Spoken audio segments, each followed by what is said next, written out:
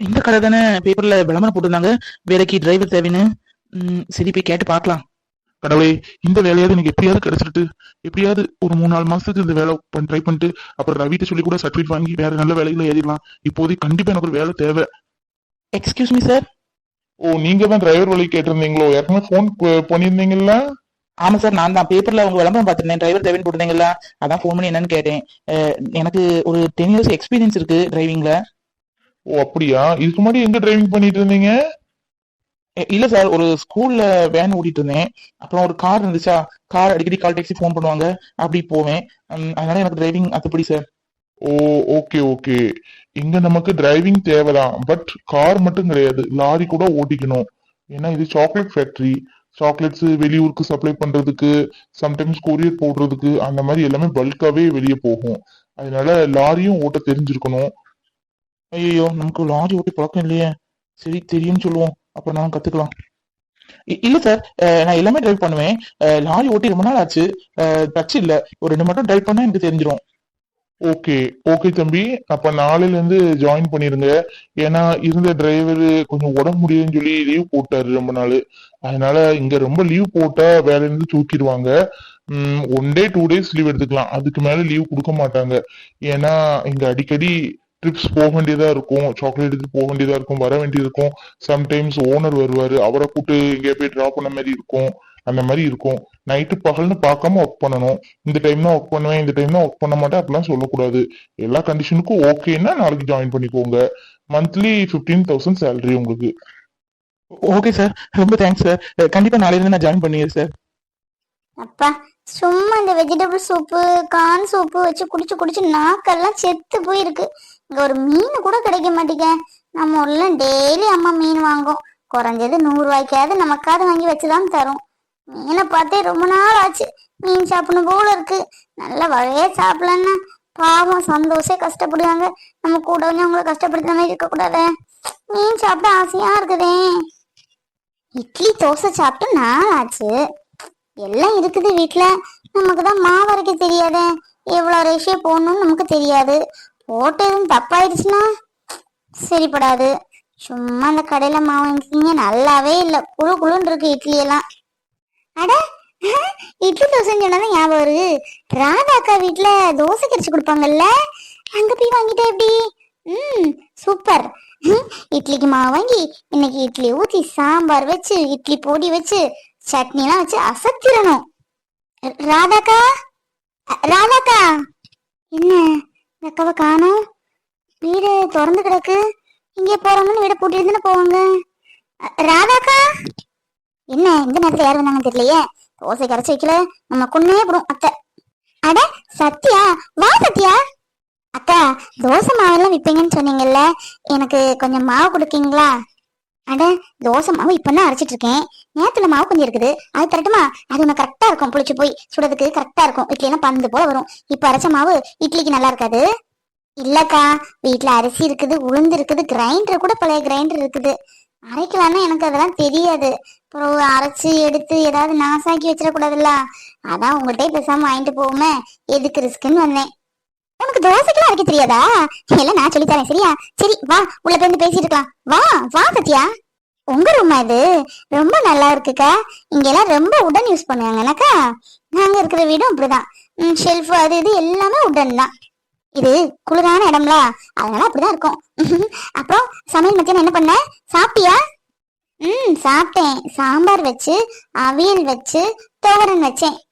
என்ன வித்தியாசமா சொல்லுங்க, நல்ல சமைப்பு போல. தோசைக்கு எனக்கு ரேஷியோ தெரியாதுன்னு சொன்ன, இவ்வளவு அழகா சமைச்சிருக்க போல.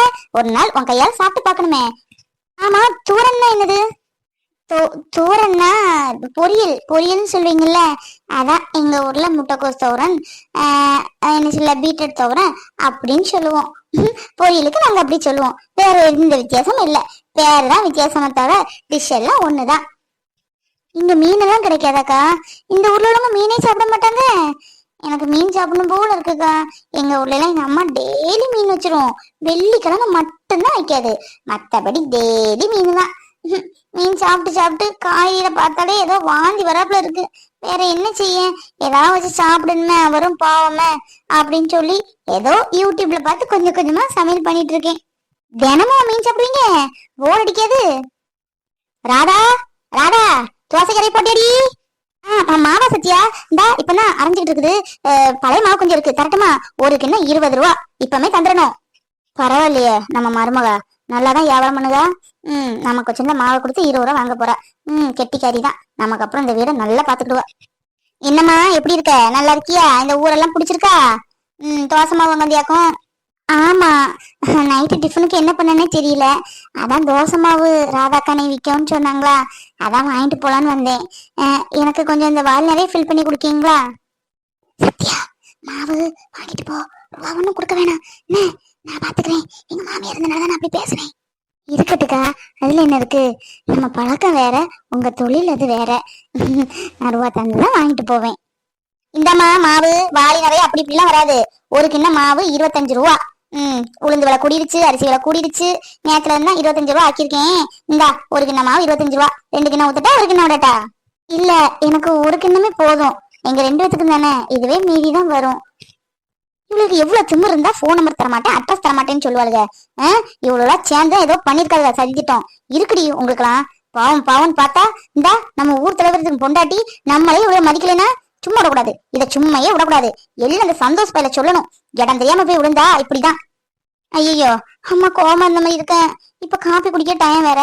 காப்பி குடுக்கவா வேண்டாமா? குடுத்தாலும் ஏதாவது ஏசுவாங்க, குடுக்கலனாலும் ஏசுவாங்க. என்ன செய்ய, பேசாம குடுத்தேன்னு ஏச்சு வாங்கிடுவோம். அம்மா, அம்மா, நீங்க காப்பி குடிக்கிற நேரம். ஏய், உன்ட நான் காப்பி கேட்டேன் இந்த நேரம். இல்லம்மா, நீங்க இந்த நேரம் காப்பி குடிப்பீங்கல்ல? எப்பமோ இந்த வேலைக்கு சேரும்போதே சொன்னீங்களாமா, 11 மணிக்கு நான் காப்பி குடிப்பேன், காலையில டீ குடிப்பேன் அப்படின்னு. அதான் போட்டு கொண்டு வந்தேம்மா. ஏய், அந்த காப்பியை கொடுங்க. ஏய், என்ன திமுறா? நான் எது சொல்லணும் கேட்டுட்டு பேசாம இருந்துக்கணும். எய்த்து பேசினேன், எனக்கு எய்த்து பேசினா பிடிக்காதுன்னு தெரியாது. போங்க. ஏதோ ஊர் பெரிய ஒரு வீடாச்சே, வேலை பார்க்கலான்னு பார்த்தா எப்பா இங்க ஒவ்வொரு தின்சல்ல இருக்காங்க. பேசாம வேற எங்கேயும் வேலை கட்டிட்டு போயிடணும். இங்க இருக்கிறத விட இருக்காமே இருக்கலாம். ஒவ்வொரு நேரம் ஒவ்வொரு ஆளும் ஒவ்வொரு மாதிரி இருக்காங்க. அட, அம்மா வாசல்ல இருக்காங்களா? நம்மள வேற வர சொன்னாங்க. பயமா இருக்கு. எப்படியும் சந்தோஷ பத்தி துருவி கேட்பாங்க. வாயே திறந்துடக்கூடாது.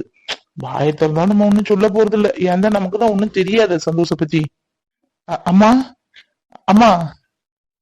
என்னப்பா ரவி, நல்லா இருக்கியா? சந்தோஷம் இருக்கல, அடிக்கடி வீட்டுக்கு வருவேன். இப்ப என்ன ஆச்சு யாராச்சும் கூட எட்டி பார்க்க முடியல. என்னப்பா அவ்வளவு தூரம் பிஸி ஆயிட்ட? இல்லம்மா, அப்படிலாம் இல்ல. சந்தோஷம் இருக்கையில வருவோம், சந்தோஷம் இல்லாம எப்படி வர்றதுக்கு? அதாம்மா வர முடியல. இனிமே வர சொல்லியிருந்தீங்களா? ஆமாப்பா, உன்கிட்ட கொஞ்சம் பேசணும், அதான் வர சொன்னேன். கொஞ்சம் மனசு விட்டு பேசணும். என் பிள்ளை மாதிரி தானே நீயும், என் பிள்ளைக்கு ஃப்ரெண்டு நீ.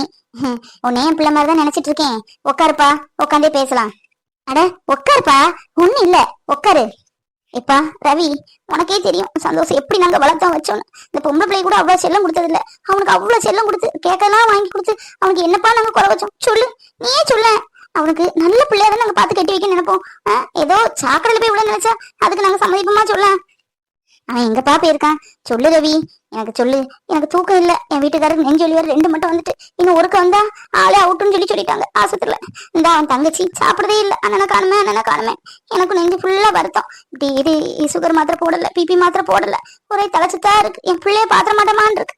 சொல்லுப்பா, உனக்கு தெரியாம இருக்காது. உங்க அம்மா மாதிரி நான் கேட்கேன். நானும் உனக்கு ஒரு விதத்துல அம்மா தானப்பா. வாயை திறந்து சொல்லுப்பா, அவன் எங்க போயிருக்கான்? இல்லம்மா, எனக்கு தெரியாது. சந்தோஷ் போறது கூட என்கிட்ட சொல்லவே இல்லம்மா. அந்த பிள்ளைக்கு பிறந்தநாள் அது இது எல்லாம் சொல்லுவான், போன் பேச சொல்லுவான். ஏன் ஒரு காலேஜுக்கு கூட நாங்க போனோம், சத்யா படிக்கிற காலேஜுக்கு. அது கூட என்ன கூட்டிட்டு தான் போனான். அதுக்கப்புறம் அவன் என்கிட்ட பேசுறதே இல்லை சத்யா பத்தி. நானும் அதை பத்தி கேட்கறதும் இல்லை. அவங்கவுங்க பர்சனல்னு சொல்லிட்டு நானும் தலையிடது இல்லை. அவன் போடுறது எனக்கு சத்தியமா தெரியாதுமா. தெரிஞ்சிருந்தா அவங்ககிட்ட நான் சொல்லியிருப்பேன். என்னப்பா நீ இப்படி சொல்லுங்க? உனக்கு தெரியாம கண்டிப்பா இருக்காது. என்ன நான் சொன்னா ஏதாவது அவங்கள செஞ்சுடுவேன்னு பயப்படியோ? அப்படி எல்லாம் செய்ய போறது இல்லப்பா. அவன் என்ன வேணும் போயிட்டானே, இன்னும் உங்களை கொண்டு வந்து தனியா பிரிச்சுதான் நான் என்ன செய்ய போறேன்னு சொல்லு. வேண்டாம், அவங்க நல்லபடியா இருந்துட்டு போட்டு. எங்க இருக்காங்க மட்டும் சொல்லு. ஒரே ஒருக்க என் பிள்ளைய போய் பாத்துட்டு வந்துடுறேன்ப்பா. சரிப்பா, அது இருக்கட்டும். நீ சொல்லதெல்லாம் நான் நம்புவேன். நீ சொல்லது கூட சரி. அவங்க அந்த பொண்ணோட வீட்டு அட்ரஸ் இல்ல போன் நம்பர் ஏதாவது இருந்தா கொஞ்சம் தரியா? தப்பா எடுத்துக்காத. அவங்க வீட்டுல போய் பேசி எடுத்து 2 வீட்லயும் சம்மதத்தோடி அவங்க எங்க இருக்காங்கன்னு கண்டுபிடிச்சு இந்த கல்யாணத்தை நல்லபடியா நடத்தி அவனை இங்க கூட்டிட்டு வருவோம். எனக்கு இருக்கிறது ஒரு மகன் தானப்பா. அவனை எங்கேயாவது கணக்கான தூரத்துல விட்டுட்டு நான் என்ன செய்ய போறேன் சொல்லு? ஐயோ, இவங்ககிட்ட போன் நம்பர் கொடுக்கலாமா வேண்டாமா? கல்யாணம் முடிக்கணும்னு பேசுவாங்க. பாவம் சந்தோஷ் போயிட்டான். நல்லபடியா அவங்க பேசி எடுத்து ஒரு முடிவுக்கு வந்து கல்யாணத்தை நல்லபடியா எடுத்து சந்தோஷம் மறுபடியும் இங்க வந்துட்டா நமக்கு சந்தோஷம் தானே. நம்ம நண்பன் நல்லா இருந்தா நமக்கு சந்தோஷம்தான். சரி, நம்பர் வேணா கொடுப்போம். இவ்வளவு தூரம் கேட்காங்கல்ல. பயப்படாதப்பா, சொல்லு. அவங்க கிட்ட அட்ரஸோ ஃபோன் நம்பரோ இருந்தா நான் கான்டாக்ட் பண்ணி பேசி இன்னும் ஒரே வாரத்துல என் பையனை கண்டுபிடிச்சு அவங்க ரெண்டுத்துக்கும் ரிசப்ஷனாவது கிராண்டா எடுத்துருவோம். நீ ஏன் சொல்லு, ஊர்ல எவ்வளவு பெரிய புள்ளி நாங்க, எவ்வளவு கேவலமா இருக்குன்னு சொல்லு. அம்மா, இந்த சத்யா வீட்டு ஃபோன் நம்பர் என்கிட்ட இருக்கு. ஒருக்க சந்தோஷ் போன்ல சார்ஜ்லேன்னு என் போன்ல இருந்து பேசினா அந்த நம்பர் சேவ் பண்ணி தான் அவனே தான் சேவ் பண்ணி போட்டான். அந்த நம்பர் இருக்கு. அவங்க அட்ரஸ் எப்படி சொல்லன்னு எனக்கு தெரியலம்மா. ஒரு தடவை உங்க வீட்டுக்கு பிறந்தாலும் கூட்டிட்டு போயிருக்கான், அவ்வளவுதான். எனக்கு எப்படி போகணும் கூட தெரியல. ஒரே தெரு தெருவா சந்து சந்தா இருந்துச்சு. ஃபோன் நம்பர் இருக்கலாமா, இதை வச்சு அட்ரஸ் கண்டுபிடிக்கலாம். ஃபோன் நம்பர் வேணா தரட்டுமா? இதுக்கு தானே ஆசைப்பட்டுட்டு இருந்தேன். நம்பரை தந்து 10 நிமிஷத்துல அட்ரஸ் எடுத்துட மாட்டேன். சொல்லுங்கம்மா. ஃபோன் நம்பர் வேணா உங்க வாட்ஸ்அப்புக்கு அனுப்பட்டுமா? ரொம்ப புண்ணியமா போகும்பா. அந்த ஃபோன் நம்பரையாவது அவங்க வீட்டுல போய் பேசி பாக்கேன். அவங்களுக்கு ஒரு வேலை தெரிஞ்சிருக்காங்களா ரெண்டு பேரும் எங்க பேருக்கா வச்சிருக்கான்னு. அவங்ககிட்டையும் கேட்டுட்டு அவங்க எல்லாம் கூட்டிட்டே நான் போறேன். அவங்க இருக்க இடத்துல கூட்டிட்டு போய் சந்தோஷையும் சத்யாவையும் நல்லபடியா கூட்டிட்டு வந்து இந்த வீட்டுல வைக்கணும். எனக்கு அதுதான் ஆசை. வேற என்ன பெரிய ஆசை? அடுத்ததான் தங்கச்சி இருக்கா, அவளுக்கு ஒரு கல்யாணத்தை பண்ணி வைக்கணும். வேற என்னப்பா நாங்க இருந்து சாதிக்க போறோம். சரிங்கம்மா, என் போனை வீட்டுல சார்ஜர் போட்டு வச்சிருந்தேன்னா அப்படியே வந்துட்டேன். நான் வீட்டுல போய் வாட்ஸ்அப்ல உங்களுக்கு அனுப்புறேன். இங்க பேசி எடுத்து ஒரு முடிவு எடுத்து சந்தோஷ் எங்க இருக்கானோ சீக்கிரம் கண்டுபிடிச்சு கூட்டிட்டு வாங்கம்மா. எனக்கும் என் ஃப்ரெண்ட தேடுது. சரி தம்பி, நம்பர் அனுப்பு. அனுப்புன 10 நிமிஷத்துல எல்லாம் கண்டுபிடிச்சிடலாம். சரியா? நம்பரை அனுப்பு. அதுக்கப்புறம் இருக்கு அவளுக்கு போய் குடுக்க கொடையில போலீஸ் ஸ்டேஷன்ல போய் கம்ப்ளைண்ட் கொடுத்துட்டேன். அப்புறம் இருக்கு இவங்க கக்கதுல உண்மை கண்டிப்பா வெளியே வரதான் போகுது. எல்லாம் குடும்ப பிளான்ல நடக்கட்டும். என்னோட பிளான நான் போடுவேன்.